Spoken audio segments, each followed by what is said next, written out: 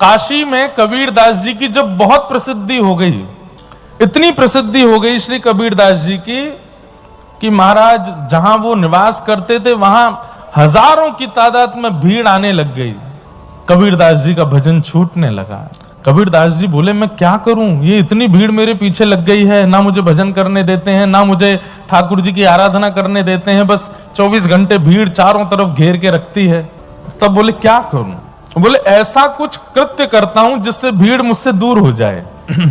तो श्री कबीरदास जी एक नगर वैश्या के पास गए और नगर वैश्या के स्थान पर जैसे ही पहुंचे तो 10, 15, 20 आदमी बैठे थे, कुछ पी रहे थे, मसनद पर टिके हुए उसका नृत्य देख रहे थे। कबीरदास जी का जैसे ही आगमन हुआ सब घबरा करके खड़े हो गए, अरे कबीर, संत कबीर आए, संत कबीर आए।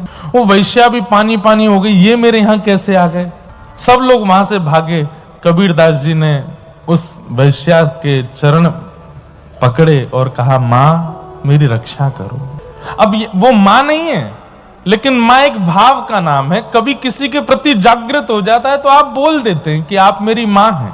तो जाकर के कबीरदास जी ने कहा मां मेरी रक्षा करो। वैश्या घबरा गई, आप मेरे पैर क्यों छू रहे हैं? और मैं एक वैश्या हूं, आप इतने बड़े संत, मैं आपकी रक्षा कैसे करूंगी? बोले मुझे प्रसिद्धि से बचना है, मैं बहुत परेशान, मेरा भजन छूट गया है प्रसिद्धि के कारण। तो बोले क्या करें?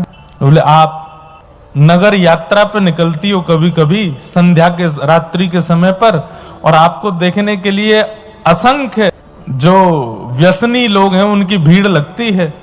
तो आप जब निकलती हैं जिस रथ में, उसमें मुझे भी बैठा लेना, और साथ में एक बोतल में मैं भी रामानंदाचार्य जी का सुंदर अभिषेक युक्त जल मैं भी पीता रहूंगा, थोड़ा इधर उधर ऐसे सिर करूंगा, आपके बगल में बैठ जाऊंगा तो मेरी अप्रसिद्धि हो जाएगी, मेरा अपयश हो जाएगा सब जगह। कबीरदास जी बोले आप ऐसा कर दो। तो वो ठीक है।